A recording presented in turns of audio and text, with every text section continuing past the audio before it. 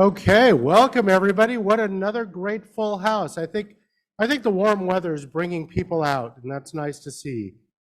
I'm once again, and almost for the last time, your president, Sal Pizarro, and I'd like to, can always count on Brian Adams for applause. And I'd like to welcome you to the 5,396th meeting of the Rotary Club of San Jose. Of course, I'd like to thank I got to get this correct, our Neurodivergent for Youth Empowerment Fund, greeting us out the greeting line, chaired by Deanna Persai, and of course, that was started with a wonderful contribution from David Neal this year, so we want to thank him as always for that. And at this time, I'd like to ask the red badgers with the traveling mics to please introduce themselves. We will start on the far left with Megan. Thanks, President Sal. I'm Megan Tennisgetter, CEO of Tennisgetter Construction, and my sponsors are Arthur Weisbrot and John Ball.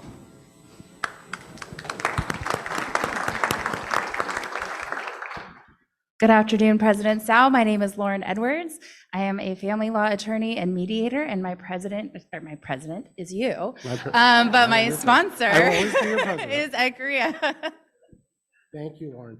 Now, because of the number, as I mentioned, we've got a very full house, so we have too many guests to mention. Oh, okay. You think we have time? Fine, we'll do it. We'll do it. We're going to speed through everything else, though. But okay, Rotarians with guests, please stand, and visiting Rotarians, so we can get some people introduced. We'll start with Deanna.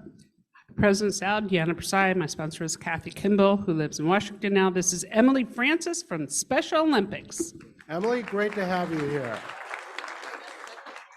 Helen Lambert. Good afternoon, President Sal. My name's Helen Lambert, and I'd like to introduce my adopted nephew, Blake Ward. Blake is a new realtor with the agency. He's also a very accomplished actor and singer. So maybe we can get him in here and get him up on stage. Maybe. Blake, good to have you. Ed Korea. Ed Korea, Lauren Edwards, president. I'd like to introduce my friend Jeff Knott of Altus Business Solutions and the author of 1 Week, One Thing. He is a prospective member for us. Great, Jeff. Good to see you again. Mr. Gans. Hi, Mr. President. Nice to see you again. Stu Gans Jr., cable television advertising, retired.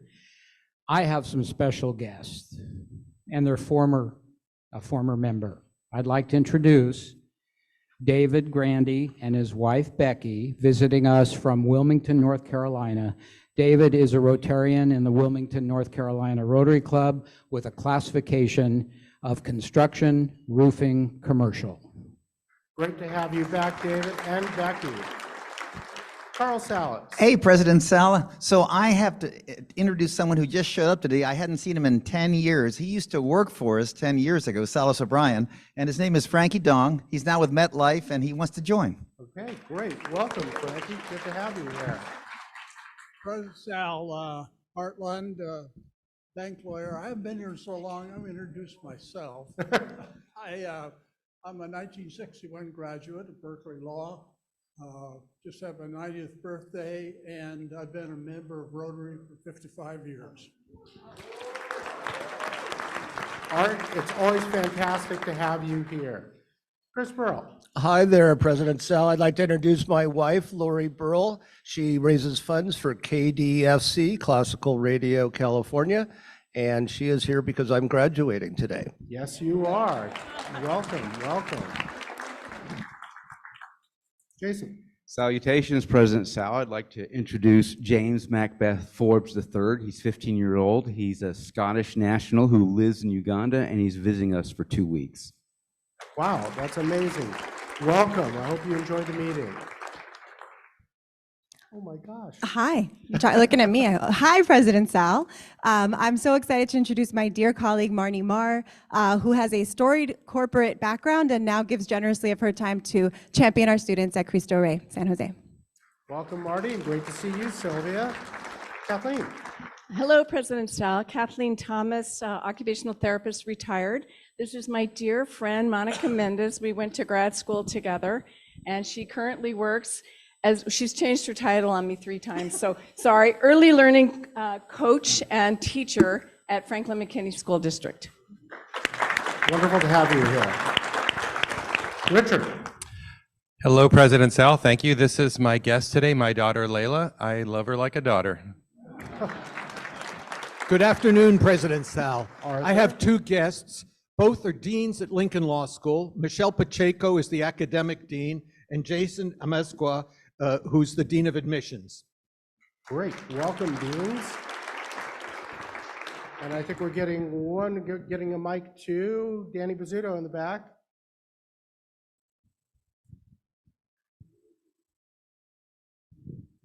Thanks, President Sal. I've got someone I've known for quite a few years, my father, Dan Bizzuto. I'm happy to have him come and join us. Can never have enough Bizzutos in the house, I think. All right. As you know, we recently lost one of our members, Fred Begun. It was very unexpected and, of course, very sad for all of us. We are very honored today to have Sherry Begun, Fred's wife, here, his brother Mark Begun, and their friends Michael and Evelyn Oliver. And I'd like to ask Ed Correa to please come up for the eulogy. Ed.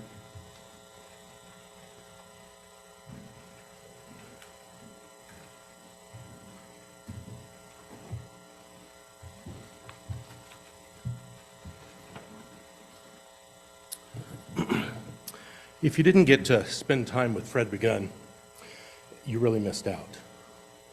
He was one of the kindest and most considerate members of our club that I've had the privilege to meet, spend time with, and eventually call my friend.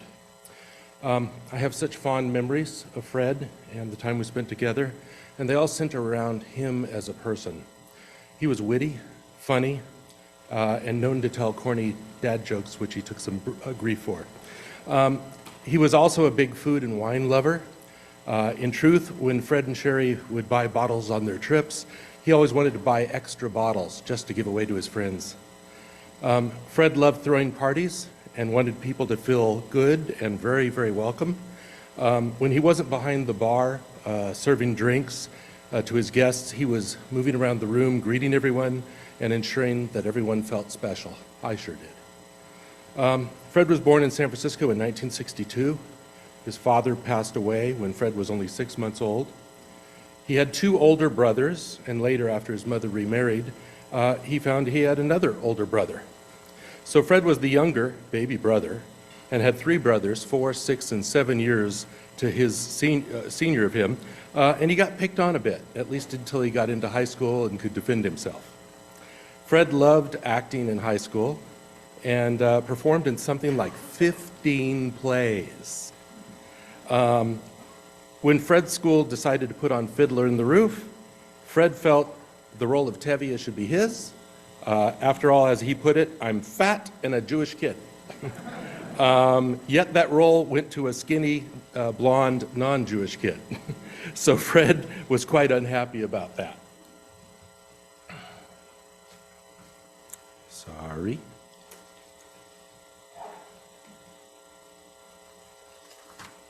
Okay. After high school, Fred went to San Francisco State and later received his law degree from Santa Clara University. For many years, Fred practiced law as a sole practitioner, specializing in family law and estate planning. About 6 years ago, Fred joined the law firm of Borton and Petrini, where he was very happy.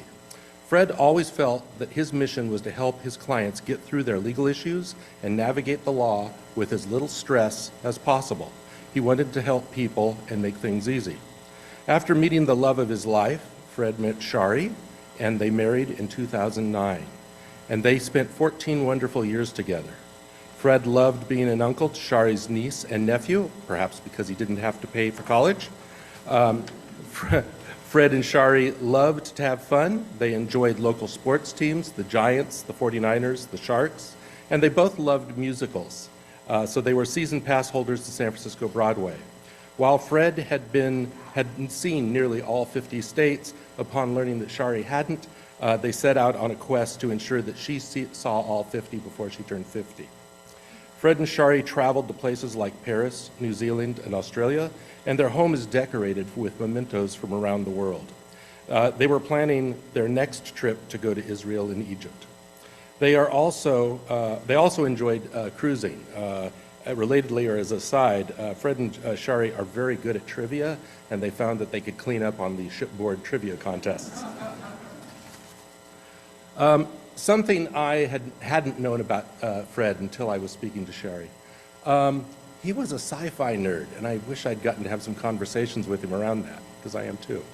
A great story about how nerdy Fred could be was when they went to New Zealand on vacation. Lord of the Rings was filmed there. So of course they had to get a tour of the set. And they're in the middle of some woods, and the tour guide asks if anybody knew what had been filmed there, and Fred's hand went up immediately. He was like a kid in class who knew the answer to every question, and Shari had to nudge him and say, "You've got to stop answering all the questions or the people on this tour will hate you." Perhaps it was destiny that pushed Fred to become a Rotarian. Fred's mother had been in the March of Dimes, and she instilled the concept of community service into him. Shari's uncle had been a Rotarian for more than 30 years, and also he specifically pushed Fred towards Rotary. So in 2013, Fred joined the Rotary Club of San Jose. He served on our gala committee and liked rounding up the donations. He even served as our foundation president from 2018 to 2020, a job he absolutely loved. Indeed, Fred liked our club so much and doing the work that we do that he was strongly considering much more service work after he retired, or even joining a nonprofit. And that retirement was supposed to be in another 2 to 3 years. In closing, Fred's overarching desire was always to do for others, but none more than Shari. He liked to say that he had promised Shari's grandfather that he'd take good care of her and make her laugh. In Venice, while on their Mediterranean honeymoon cruise, Shari made Fred go to many stores for over 3 days to find the perfect Venetian carnival mask that now adorns one wall in their home. On their trip to Australia, Shari wanted the perfect pair of boots. So Fred again went to numerous stores over several days to find that perfect pair of boots. If I'd ever asked him about either of these stories, I could easily see Fred responding with his typical, eh. He was always a dutiful husband, never complaining, and always doing for others. We were very fortunate indeed to have Fred begun as a member of our club. Thank you.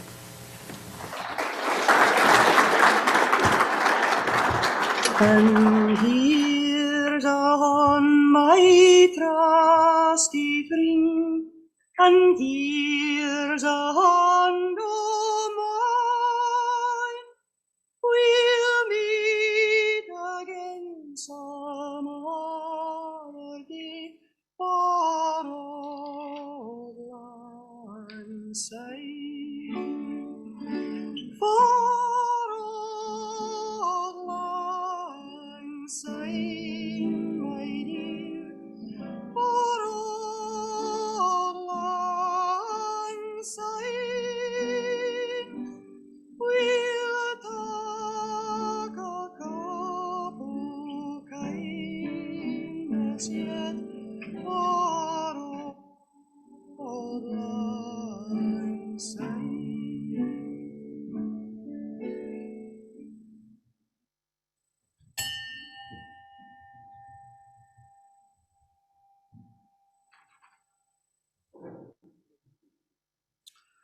Fred will be missed. Now I would like to ask Ron Drake to please come up and give us an update on membership. Ron. Thank you, Mr. President. Good afternoon, everyone. I'm filling in for Matt Bell, who is unable to be here today. Matt is our fearless leader of the membership committee. This is the final membership update for President Sal's year. And, well, thank you. And we had a goal, President had a goal of 40 members, and we had 51 approved applications and 46 new members joined. So I didn't do the percentages. I should know, I'm an accountant, but we've exceeded 40. That much I do know.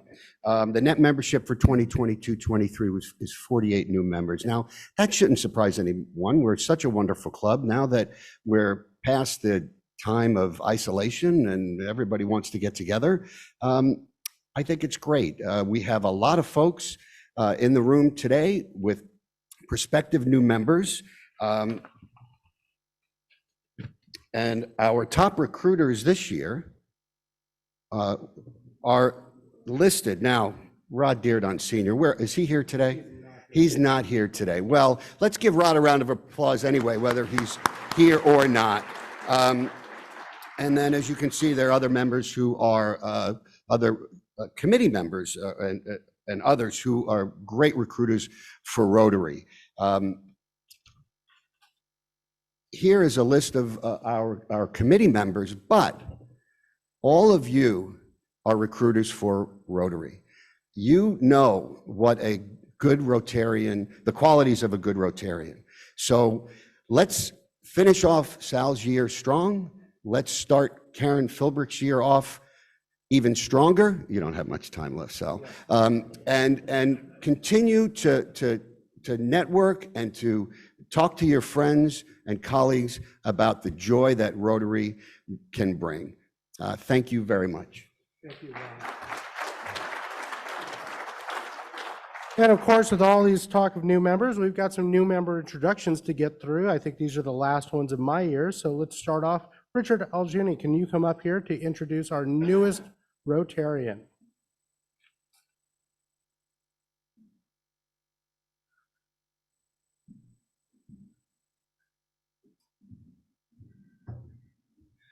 Thank you, President Sal. I think Dagmar might be the last member of the class of Sal, is that right? Or is there one more? Well, Dagmar and I have known each other professionally for 20 years or so, and this year we spent more time together. We've gotten to know each other better, mostly because of this affiliation and her desire to join Rotary. I called a few of her colleagues. One of them's right here, Liz Dasher. I called a few other folks who work with her. I called her husband, looking for some dirt. Nothing. Dagmar is nice. She's kind. People like her.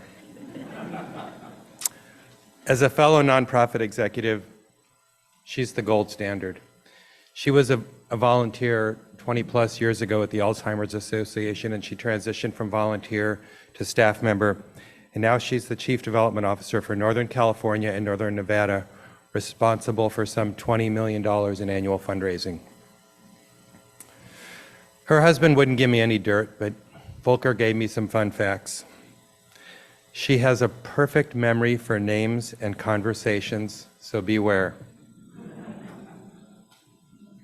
She and Volker were adopted by two wonderful dogs, Friday and Mo. They're the cutest little dogs I've ever seen. Her degree is in maritime economics. Okay then. And she enjoys her Rosé Prosecco at 2020 Wine Bar. In fact, she has her own name tag for table reservations.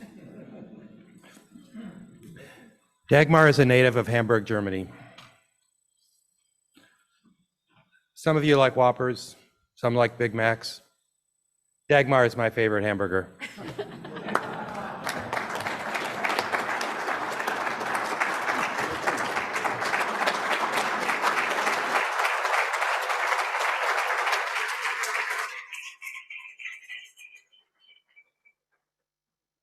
Thank you for the kind introduction. I'm glad nobody told you about the dirt that's out there on me. As Richard mentioned, I grew up in Hamburg, Germany, got married to my high school sweetheart, and the year after we got married, he had a chance to move to Silicon Valley to pursue his career as an electrical engineer. I had to give up my career, and when I first moved here, didn't have a work permit, so I was looking for something to fill my days other than hang out by the pool and go shopping. And one of my new friends suggested to look at volunteering, and that's how I landed at the Alzheimer's Association. My grandma that we lived with had Alzheimer's. My mom was her primary caregiver, and it's always been and always will be a very important cause to me. But I was so impressed by the time and talent and the amount of commitment that volunteers brought to the Alzheimer's Association, other nonprofits. We do have volunteerism and community engagement in Germany, but it's nothing, even the impact that volunteers and community service organizations have in the US is unparalleled, I think. And it really inspired me. So when I reached out to my network to get more engaged in the community, Richard said, you should join Rotary. He invited me twice, paid for my lunch twice, thank you. And I was sold. Thank you for the warm welcome. This is the most impressive group of people I've ever met. And I think it's the group of the nicest people. Everybody's been so welcoming and warm. And I will be looking forward to serving alongside you, especially if I get placed at the wine booth again at the next barbecue. Thank you.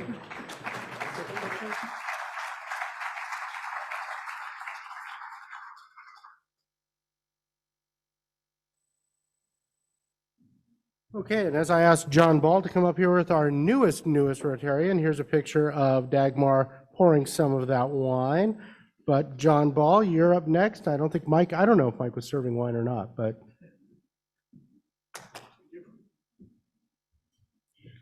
Very good. It's my honor and privilege to introduce to you Michael Mock. Mike is quickly becoming more of a friend than a business acquaintance, but we met through business. Mike is the eldest son of immigrants from working class Hong Kong parents and is the first of his family to attend college at San Jose State. That was really inspiring. I see this as a growing group of people that couldn't get into Illinois.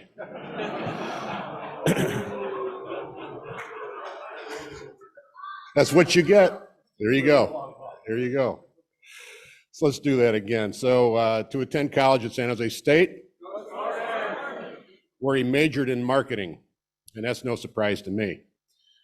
Mike's parents were the typical blue-collar Chinese-American family with 3 sons and 1 daughter. He grew up in a mostly Chinese-speaking household where he didn't learn English till he was about 6, even though he was born in the United States. Mike is a serial entrepreneur with over 32 years as a business owner.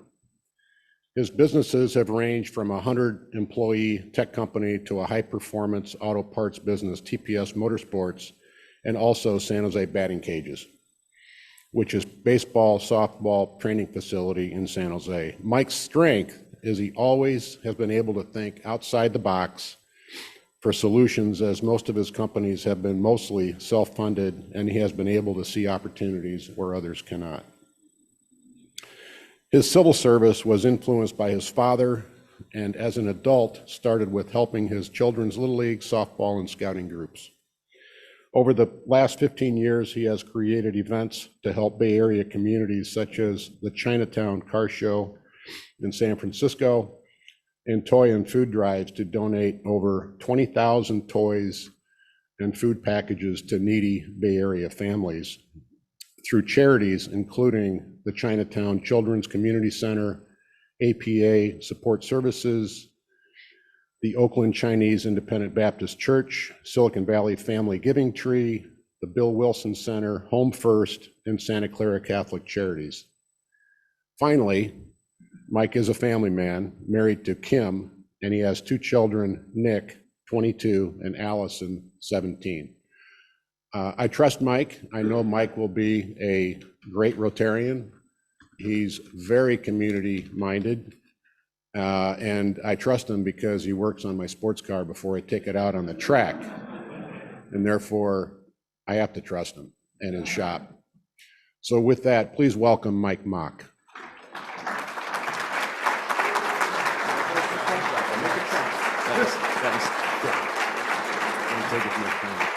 Okay. All right. I'm actually very proud to be a Rotarian. I've known John for several years. He's been asking me to join this organization the last 2 years. And part of it is he's seen that over the last 2-3 years, I've really gotten involved with helping the community, and mostly in San Francisco because I have ties there, family, friends. But, John said, you know what, why don't you do something in Silicon Valley? Why don't you help the community that you live in? So that is why I'm here, because, I've been looking for a great organization that does great things for the community, and I think the Rotary Club of San Jose is a great fit. So thank you, and let's make things happen.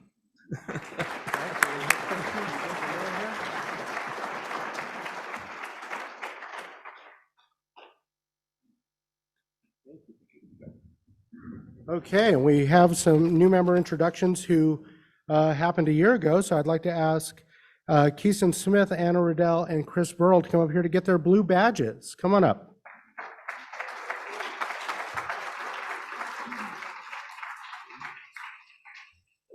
Come up. Yeah, you guys are hitting me from all sides here. All right, so take that one off, and I'll hand you this one. The only time you'll have to do this. Congratulations. Thank you very much. You graduated your second year. Okay, moving right along, and I think we're going to get a picture with them after. Okay, so you guys stick around later. We're going to get a picture with all three of you. I'd like to have Ray Castaneda please come up for a quick and brief, emphasis on quick and brief mention of the upcoming Sabor de Valle.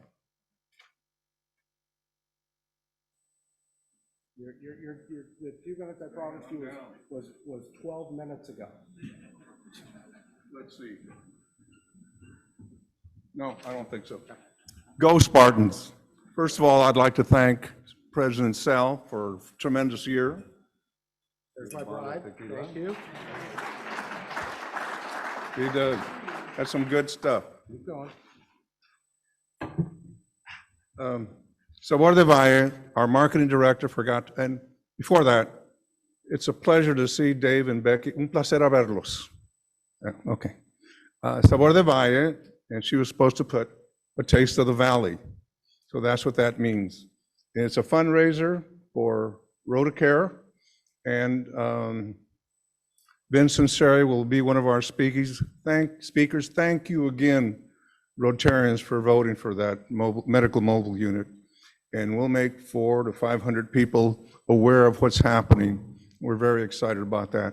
The other speaker will be Dr. Cynthia Madsen. They called me Friday, and she's sponsoring Go Spartans. They're sponsoring this event.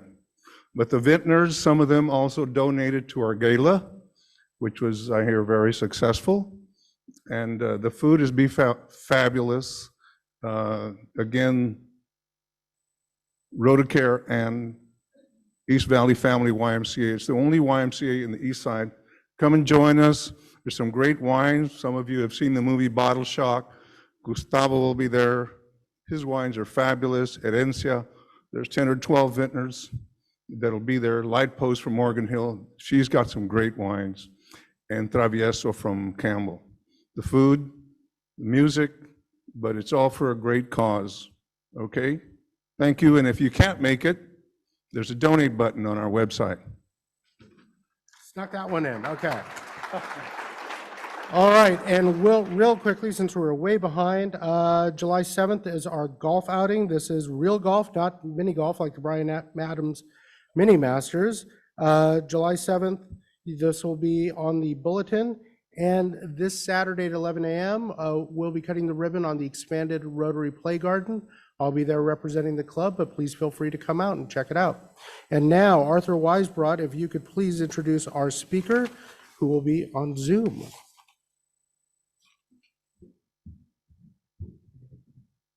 It is with great pleasure that I welcome back to our Rotary Club our favorite law school dean and my friend of many years, the brilliant and extremely knowledgeable Dean of Berkeley Law, Erwin Chemerinsky. Prior to joining Berkeley in 2017, he was the founding dean at UC Irvine Law School. He's the author of 16 books and more than 200 law review articles. He writes regularly for several newspapers. In 2017, National Jurist magazine named him the most influential person in legal education in the United States. He frequently argues cases, appellate cases, including in the United States Supreme Court. He has 4 children, 3 grandchildren, and he's a huge baseball fan. He says he knows more about baseball than the Supreme Court. So should we have him talk about baseball today or the Supreme Court? You let me know. Right. So he's here to talk about the Supreme Court. Welcome, Erwin Chemerinsky.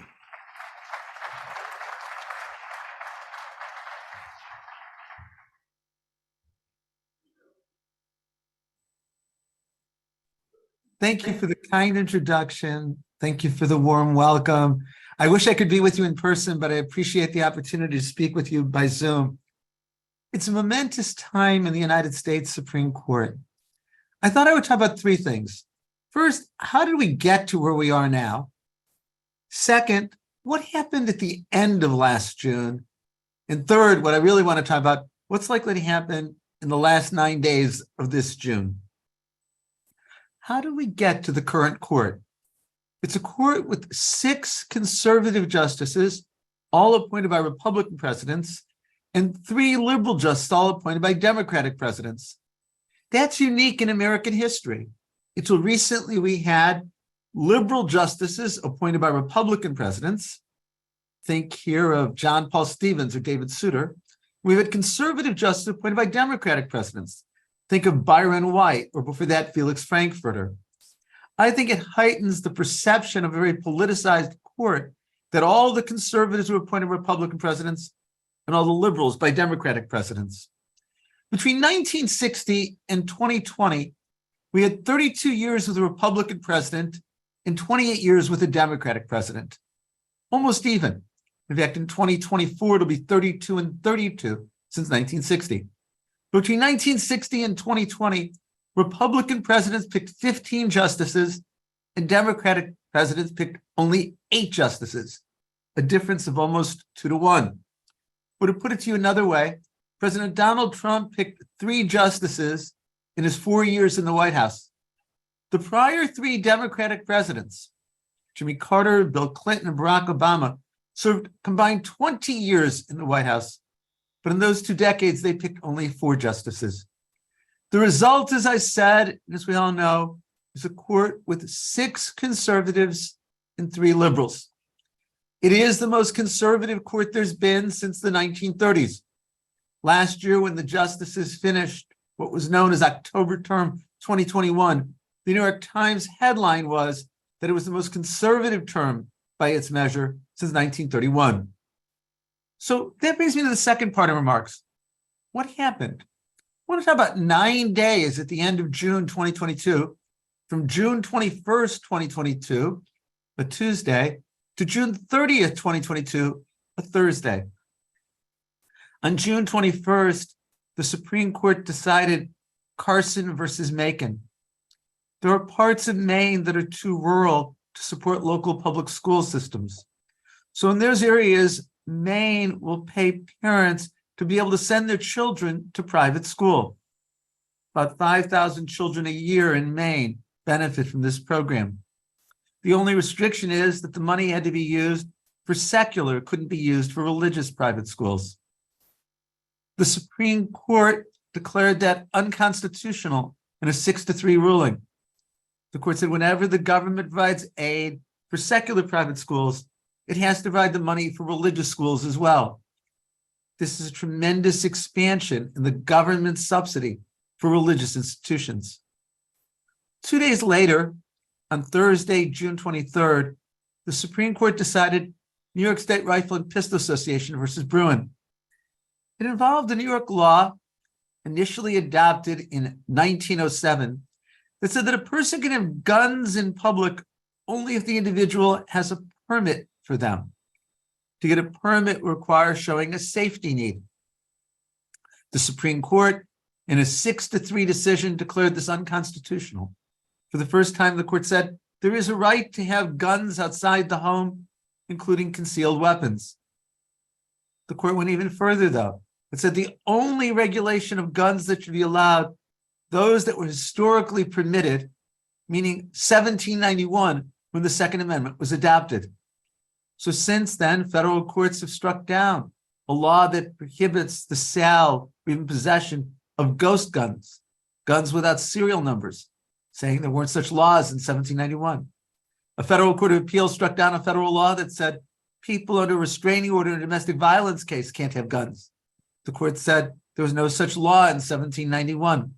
The court struck down laws that prohibit those who have convicted of certain felonies from having guns, saying those laws didn't exist in 1791. This is the most dramatic expansion of gun rights ever in American history. The next day, Friday, June 24th, the Supreme Court in Dobbs versus Jackson Woods Health Organization overruled Roe versus Wade. As you know, in Roe versus Wade in 1973, the court said that women have a right to choose whether to terminate their pregnancies up to the point of viability, when the fetus can survive outside the womb. The Supreme Court said Roe versus Wade was, quote, exceedingly poorly reasoned and egregiously wrong, and overruled it. Said the issue of abortion is left to the political process. 3 days later, on Monday, June 27th, the court decided Kennedy versus Bremerton School District. It involved a high school football coach, Joseph Kennedy, in Bremerton, Washington. He had a practice of going on the field after games and kneeling on the 50-yard line and praying. Sometimes players from his team, sometimes players from both teams would join him. A parent complained. The parent said that my son and our family are atheists, and my son feels he'll get less playing time if he doesn't join the coach in kneeling and praying. The school disciplined the coach, put him on administrative leave, gave him a poor performance evaluation. The coach sued and said it violated his free speech and free exercise of religion to not allow him to pray on the field.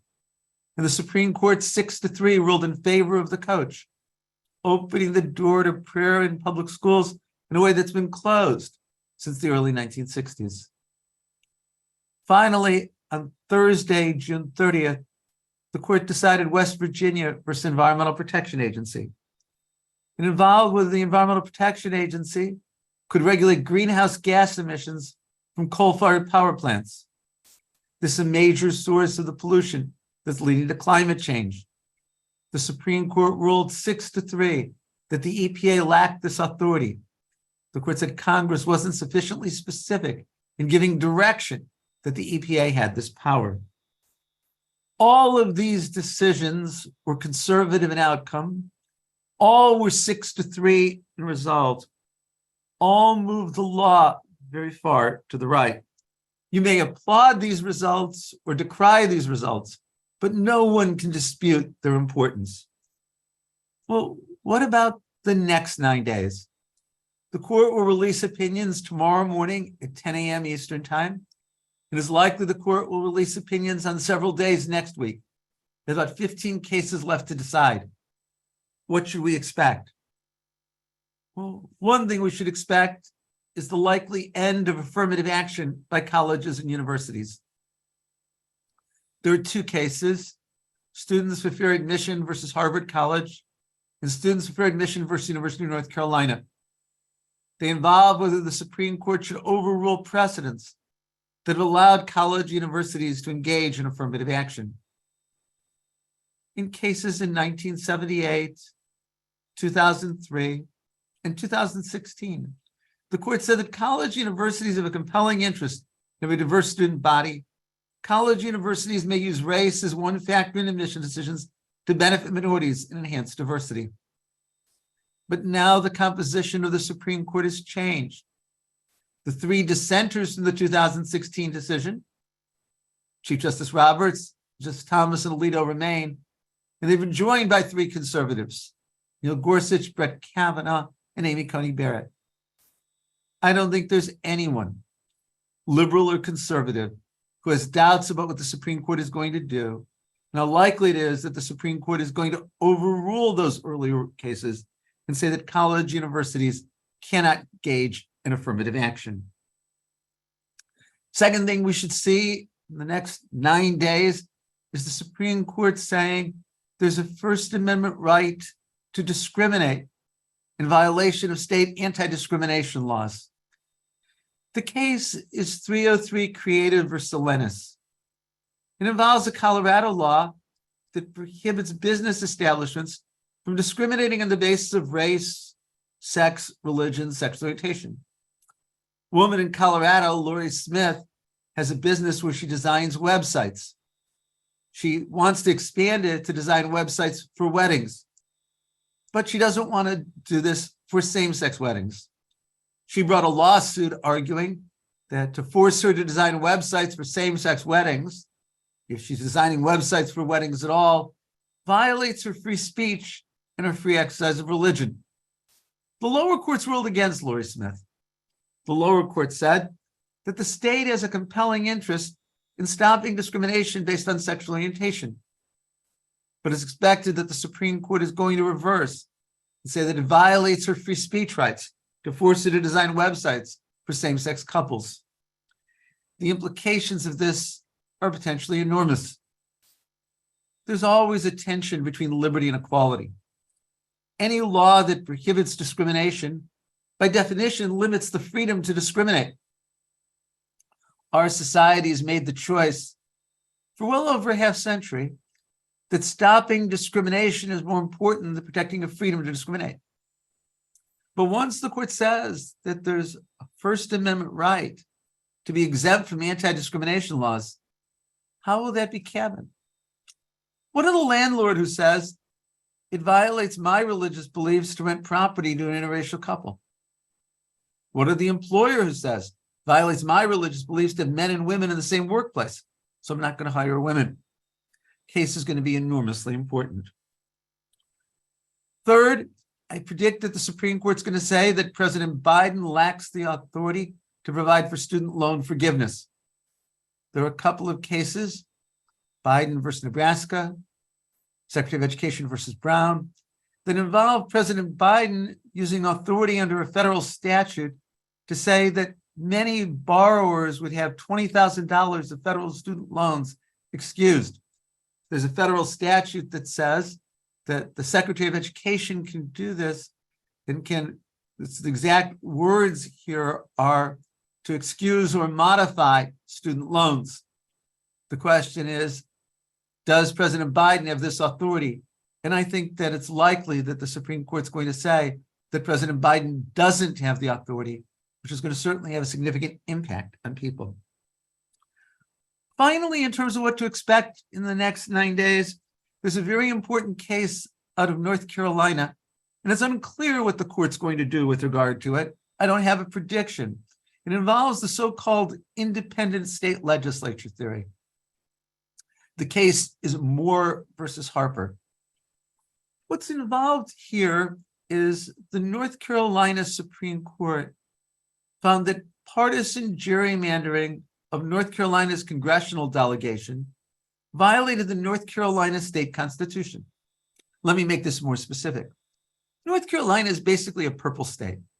It went for Obama in 2008, Romney in 2012, and Trump in the last two presidential elections. But always it was very close. In 2020, Trump beat Biden by 1.35%. The North Carolina legislature is controlled by Republicans, and after the 2020 census, they set out to redraw congressional districts. They drew them so that Republicans would likely to win 10 of 14 seats, even though statewide Republicans and Democrats are even in population. The North Carolina Supreme Court found this violated the North Carolina state constitution. It ordered an independent, nonpartisan commission to draw new districts, and they did so for the 2020 election. Not surprisingly, because they were drawn in a nonpartisan way, Democrats won 7 seats and Republicans won 7 seats. Republican leaders of the North Carolina legislature went to the Supreme Court and said, under the Constitution, the state legislature gets the last, the final, the only word. There can be no judicial review. They based this on a provision in Article 1, Section 4 of the Constitution that says that the legislature of each state shall determine the time, place, and manner of elections for Congress. The Supreme Court heard oral arguments on December 7th. Now, if the Supreme Court buys this theory, called the independent state legislature theory, then no longer could California have an independent commission to draw congressional districts. In fact, if the court buys this, no court, federal or state, will ever be able to challenge this to partisan gerrymandering. From the oral argument, it was hard to tell what the court was likely to do. 3 justices, Thomas, Alito, and Gorsuch, seemed sympathetic to the independent state legislature theory. 3 justices, Sotomayor, Kagan, and Jackson, seemed hostile to it. And for 3 justices, Roberts, Kavanaugh, and Barrett, it was hard to tell. The implications go beyond just this particular case or even congressional districts. There's another provision in the Constitution, in Article 2, Section 1, that says that the legislature of each state shall allocate the electors from that state in the Electoral College. What if, in 2024, states with Republican legislatures like Wisconsin, or Arizona, or Georgia have a Democratic candidate win the popular vote, but nonetheless the legislature gives the electors to the Republican, and that decides the outcome in the Electoral College? Could our democracy even survive that? That's what's at stake with the independent state legislature theory. An interesting wrinkle in the case, in the November 2022 elections, the composition of the North Carolina Supreme Court changed. It went from a 4-3 Democratic majority to a 5-2 Republican majority. This spring, the Republican majority overruled the prior decision of the North Carolina Supreme Court. The U.S. Supreme Court asked for a briefing about this a couple of months ago, but hasn't done anything since. Maybe they'll dismiss the case entirely. Maybe they'll rule on the independent state legislature theory. But it's clear if the court adopts the independent state legislature theory, it will be the most significant case of the term. So the Supreme Court will finish this year's business likely on Friday, June 30th. There's an enormous amount to expect in the next 9 days, but at the very least, it's clear, as I said at the beginning, it's a momentous time in the Supreme Court. And I'm glad to take questions. I understand there's 10 minutes for questions allocated.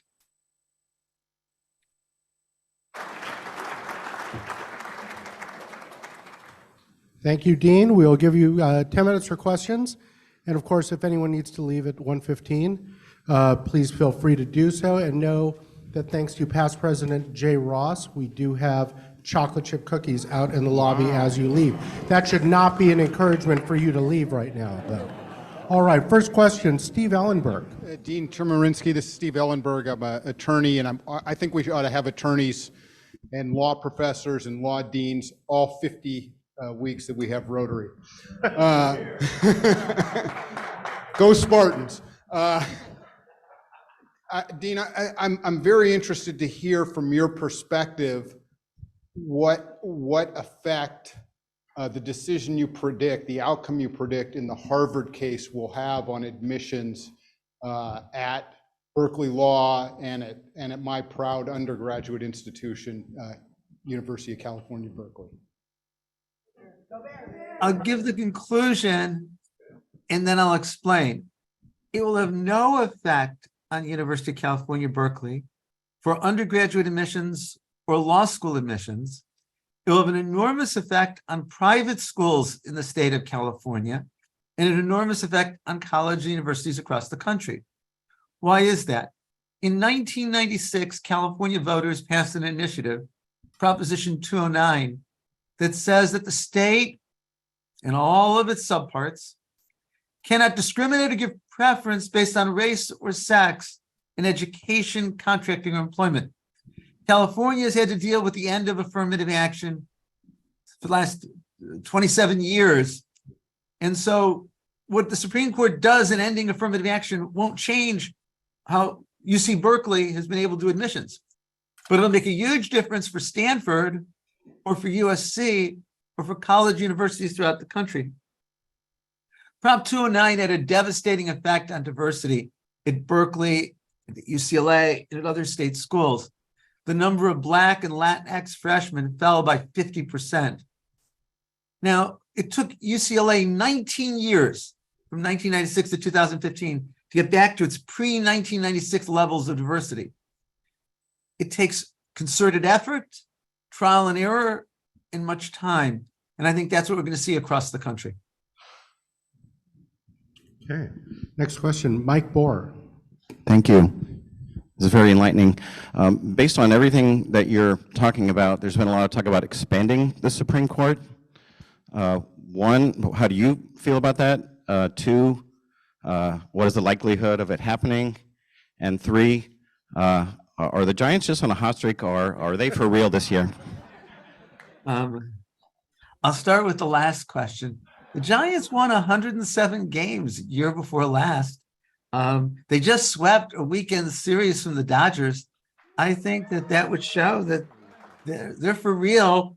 They've got some great young players, but it's only June 21st. There's a lot of the season still to go. In terms of expanding the size of the Supreme Court, it's not going to happen. The size of the Supreme Court is set by statute, not by the Constitution. It's ranged from 5 to 10 over the course of American history. 9 is a historic accident since 1868. To change the size of the Supreme Court would take a bill passed by both the House and the Senate. Obviously, the Republican House is not going to vote to expand the size of the Supreme Court with a Democratic president. But even if there were a Democratic House, it wouldn't pass because Republicans in the Senate would filibuster it.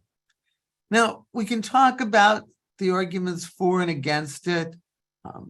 The danger of it, of course, is if the Democrats were to expand it now, the Republicans will expand it when they have the presidency and Congress and so on. On the other hand, we have a very conservative court for a long time to come. Amy Coney Barrett was 48 when she was confirmed in 2020. If she stays on the court until she's 87, the age Justice Ginsburg died, Barrett will be a justice into the year 2059. And so some believe that given the age of the justices, given the conservative of the court, expanding the court makes sense, but it's not going to happen anytime soon. Let's get a mic to Elizabeth Monley, but before we get to her, we do have a question from Zoom, Dean, on the ethics issues that Justices Alito and Thomas have been facing. What's your take on whether the Supreme Court needs ethics review? The Supreme Court should have a code of ethics, just like there's a code of ethics for all other courts and all other judges in the country. This should be nonpartisan. Put aside that there have been the allegations yesterday and today about Justice Alito or about Justice Thomas. This isn't a partisan issue. It makes no sense that every other judge in the country, state and federal, has to abide by an ethics code, but not the most powerful judges in the country, the Supreme Court justices. I think that this is a self-inflicted wound by the Supreme Court. They have the lowest approval ratings in history. There's no reason they don't generate an ethics code on their own. And if they don't, then Congress should impose an ethics code on them. And I did not bad that was in the New York Times last week arguing just this. And I wish we would see it as not political, because when Judge Weisbrod was on the bench, he had to abide by the ethics code. If you have other judges in your audience today, state or federal, they have to abide by an ethics code. Why not the same ethics code for the Supreme Court? Elizabeth. Hi, thank you very much. So the justices appear to me to have some real historical discretion here. There are a number of things you mentioned today that were overturned because in 1791 certain things didn't exist. Stretching that out to what we're having today, there were no assault weapons as we know them today in 1791. There were muskets, and today the rulings seem to be that we can't take away the right to use or to own assault weapons. Can you speak to that, please? Sure. Last year in the case I mentioned, New York State Rifle Pistol Association versus Bruin, the Supreme Court said that the Second Amendment means what it did in 1791. That makes no sense. In 1791, there weren't AR-15s that had the capacity to kill a large number of people in a short amount of time. Or the example I mentioned, which is based on a federal court of appeals case, United States versus Rahimi, there's a federal law that says that a person who's under a restraining order in a domestic violence case can't have a firearm. There weren't laws against domestic violence in 1791. Tragically, women at that time were considered to be the chattels, the property of their husbands. The fact that there weren't laws against domestic violence in 1791 shouldn't stop us from making laws against domestic violence and restrictions on guns today. So I think this is a very misguided effort by the Supreme Court, and I hope it'll change. Let me just also put this in context. From 1791, when the Second Amendment was adopted, until June 2008, not one federal, state, or local gun regulation was struck down by the Supreme Court. The court always said the Second Amendment means what it says. It's a right to have guns just for purpose of militia service. But now the Supreme Court is taking a very aggressive approach to protect gun rights and to limit gun regulation to just that existed in a very different society a very long time ago. Okay, well, I think we've got time for one more question if there's anyone else. All right, well, thank you, Dean. We so appreciate you speaking to us on this. Thanks for having me, and I wish I could be there for a chocolate chip cookie. A donation is being made on your behalf to History San Jose, which helps preserve our city's heritage. And don't forget, we wish you were here, Dean, so you could have one of these cookies, but there are cookies available on the way out. Next week, no meeting, no. Oh my gosh, we got that infinite, oh, they're doing something. I don't know what's going on there. Next week, of course, is debunking our season finale. I don't think it's going to end on a cliffhanger. I can tell you exactly how it's going to end. So, but please, please come back next week. We're going to keep the good times rolling for one more time. And yes, there will be beer. So we started with beer. We're going to finish with beer. Thanks for coming. Have a great weekend. Meeting adjourned.